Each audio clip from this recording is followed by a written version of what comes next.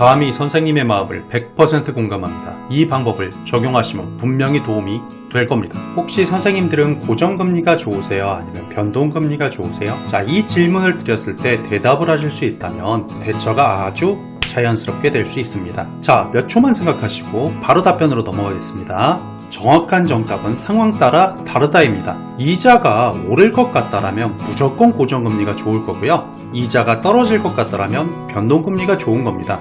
또 오를지 떨어질지 아리까리하게 모르겠다. 변동금리가 보통 사람들의 많은 선택을 받죠.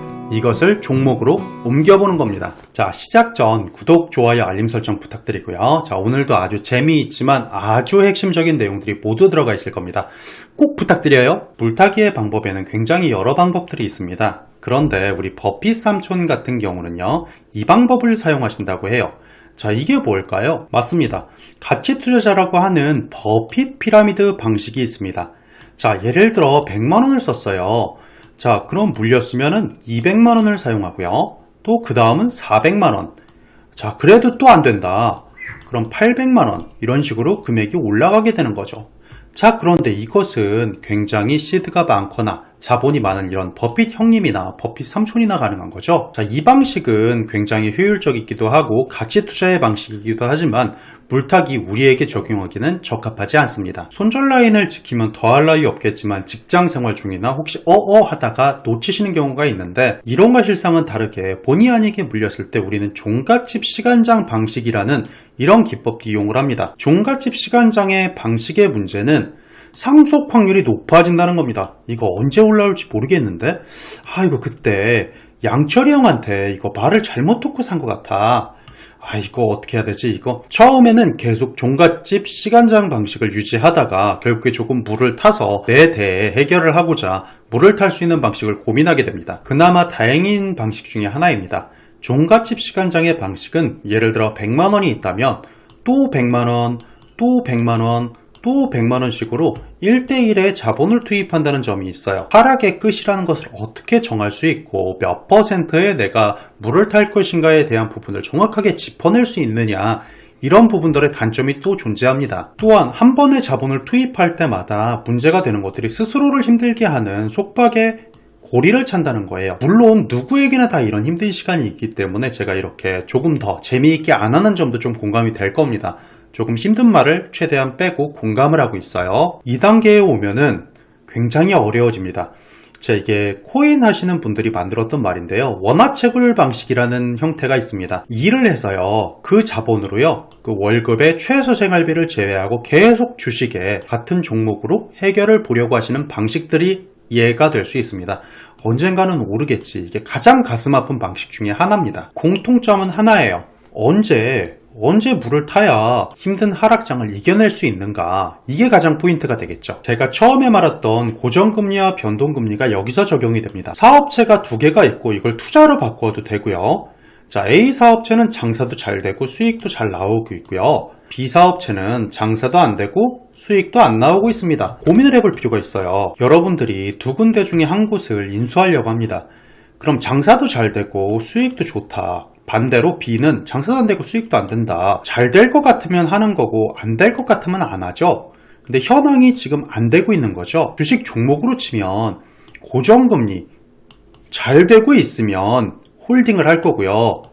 변동하는 것처럼 안 될 것 같으면 매각을 하잖아요. 그렇죠. 지분이나 뭔가의 행위를 할 거란 소리입니다. 처음에는 당연히 이 두 군데 중에 A도 잘 되고 B도 잘 되고 둘 다 잘 되는 전략을 생각도 해보고 비중을 조절하기도 하고 적자 보는 회사, 흑자 보는 회사들을 나누면서 머릿속으로 구분을 하기도 합니다. 자, 그런데 여기 구분을 해서 잘 되는 가게를 유지하는 방향도 좋지만 문제는 여기서 발생합니다.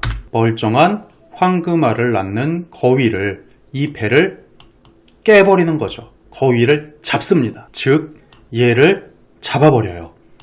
자, 그럼 얘는 여기로 흘러들어가느냐 아니면은 대부분 여기로 흘러들어갑니다. 벌써부터 기분이 안 좋죠.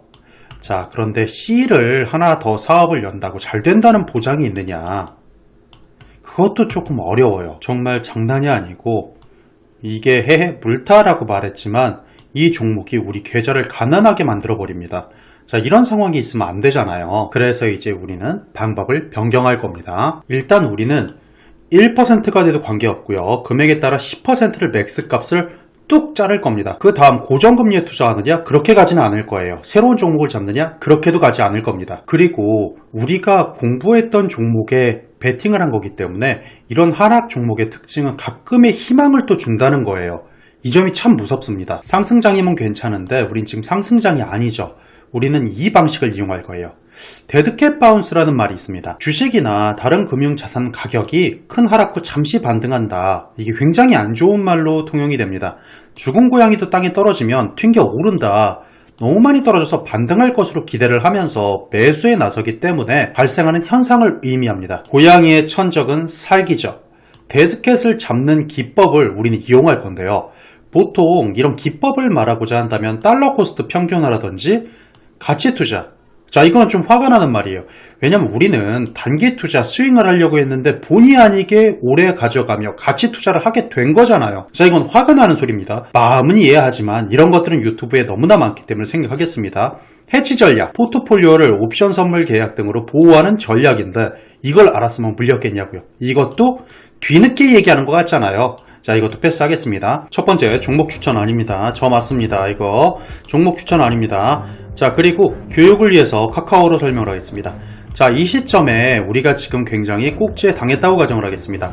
자, 그러면 우리가 움직일 수 있는 타이밍은 언제가 되냐면요, 바로 이 시점이 될 겁니다. 자, 15만원 기준하면요, 이때 빠지면 놀래서 한번 물타고요, 놀래서 물타고, 자, 그리고 다행히 반등하네 라고 해서 이 구간이 반등을 하는 것들을 안심을 하지만 결과적으로 안심이 안 된단 말이에요. 그럼 정확한 타점이 어디냐? 양산봉이라고 했어요. 양산봉 확대해 보겠습니다. 지금 저에게는 10% CD가 있습니다.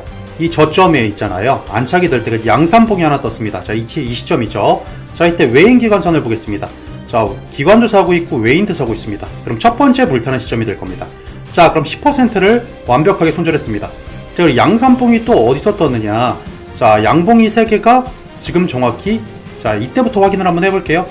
자, 양산봉이 이쪽에서 한번 또 떴습니다. 그렇죠? 자, 그럼 이 타이밍을 살펴보는 거예요. 자, 양산봉이 또 이때 떴습니다. 자, 그럼 이 라인에 기관도 사가고 있고요, 외인도 소폭 사가는 모습을 보여줍니다. 자, 그럼 양산봉을 확인한다면 이 시점이죠. 이 타점을 가져가는 겁니다. 오케이?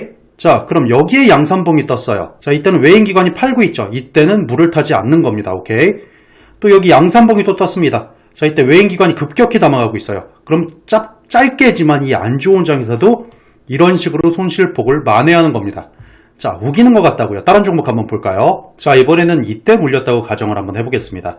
자, 그럼 어떤 형태의 차트가 나오게 되느냐? 양산봉을 찾으라 그랬어요. 일봉으로 바꾸고요. 다시 선을 그리겠습니다. 자, 이때 물렸습니다. 자, 근데 이건 미리 하니까 보이는 거지만 안 보인다고 가정하고요. 양산봉을 찾겠습니다. 자, 여기도 양산봉이 하나 보였어요. 자, 외인기관 팔고 있죠? 좋지 않죠? 패스하는 겁니다. 양산봉 어디입니까? 여기죠? 자, 외인기관 어떻습니까? 외인은 팔고 기관은 삽니다. 애매합니다. 자, 그럼 그 다음 흐름을 봐봐. 횡보하죠? 여기서 기관들이 너무 강한 모습을 보여줘요. 자, 쭉쭉쭉쭉 하다 양산봉이 또 어디서 만나느냐? 여기서 나왔습니다. 자, 외인 기관. 그때 당시로는 이런 선이었겠죠. 그렇죠. 자, 여기서 양산봉을 만났습니다. 여기 3칸 나왔죠. 자, 음봉 공략을 바로 들어간다고 가정해 보겠습니다. 자, 그러면은 제가 어떻게 됐습니까? 자, 여기서 아래 가면서 물을 여러 번 탔으면 계저가 녹았는데 물을 3번 타서 한 번 실패를 했습니다. 그것도 횡보로 끝냈죠. 기가 막힙니다. 양산봉 확인하고 2타점을 가져가서, 자, 이때 10%로 요때 10%니까 전보다는 많은 양을 살 수 있었겠죠. 이 시점에서 10% 팔았다, 이 시점에서 10%를 샀으니까 물타기 전략에도 다른 황금알을 낳는 거위를 건드리지 않고도 이 시점을 살 수 있었습니다. 자, 그리고 올랐으면 좋은데 또 내려갔다. 양산봉을 확인하고 샀습니다. 타점은 기가 막혔죠. 자, 이때 쭉 올라갔습니다. 근데 외인이 파는 순간 다시 꺾이는 모습들 보여줍니다. 그럼 우리 기관들이 이 종목은 승리하는 확률이 높은 네이버라는 종목이 된 겁니다. 자, 그렇게 쭉 내려갔다가 다시 양산봉을 확인했습니다. 자, 그런데 이때는 어떻게 했어요? 실패했죠. 외인들이 갑자기 빠지는 걸 보면서 도망 나왔다고 했습니다. 자, 그럼 물을 3번 타서 도망가고 있는 겁니다. 이게 탈출의 요령인 거죠. 다른 종목도 한번 볼까요? 자, 이때에서 양산봉이 양 2봉이죠. 자, 이럴 때는 틀린 겁니다. 이 타점은 가는 게 아닙니다. 자, 외인들이 가고 있어도 확인해선 물을 타선 안 되는 타점인 거죠.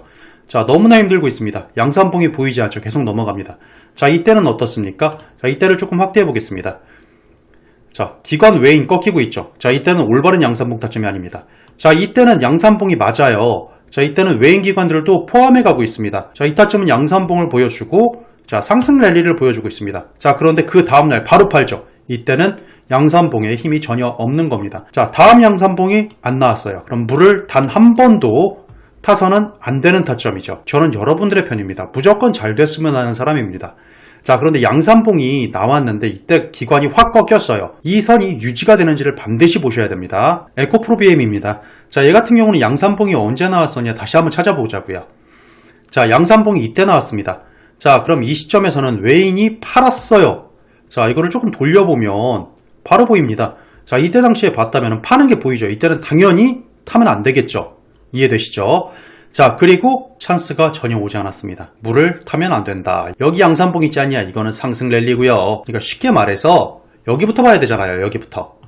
이때 물렸다면서요. 즉 지금까지는 양산봉에 한 번이 나왔으나 아직까지 꺾이는 모습들이 보이기 때문에 이것은 단 한 번도 물을 타시면 안 됩니다. 여러분들 개미의 늪이라고 했던 삼천리 자전거입니다.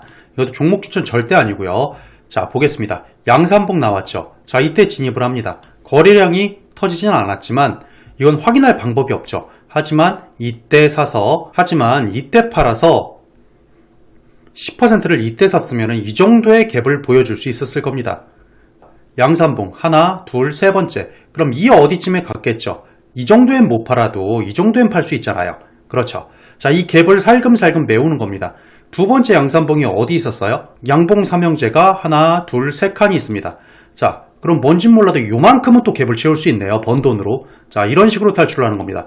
자, 또 양산봉이 어디 나왔을까요? 여기에서 나왔죠. 자, 그러면 준비를 합니다. 양산봉에서 준비를 해서, 자, 이때. 자, 무조건 손실은 안 받네요.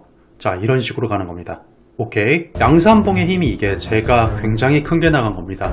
사실 제가 데이 트레이딩 할 때 제가 관심 있던 종목이 양산봉을 띄우는 종목들을 제가 항상 선별하고, 이런 친구들은 제가 도망갈 시간을 줬기 때문에 이 기법으로 저는 상승장이든 횡보장이든 기법이기도 합니다. 양산봉을 기억하시고 이런 것들을 지금 현재가가 오르든 떨어지든 내가 감당할 수 있는 선에서, 내가 공부를 많이 했던 종목이라면 이렇던 종목으로 도전을 하셔도 좋고, 혹은 내가 더 오를 수 있는 새로운 C라는 사업체를 발굴해도 좋습니다. 하지만 확실한 것은 내가 퍼센테이지별로 물을 타는 것보다 내가 이 차트의 힘과 수급의 힘, 그리고 기관과 외인의 힘을 고려해서 좀 물타는 시점을 정해간다면 탈출의 기회를 제공하지 않을까요? 여러분들이 보다 부자가 되기를 진심으로 응원합니다. 자신이 혹시나 물려있는 종목 지금 당장 확인해보시고 구독, 좋아요, 알림 설정 해주셔도 좋습니다. 우리 모두 끝을 외칠까요? 끝!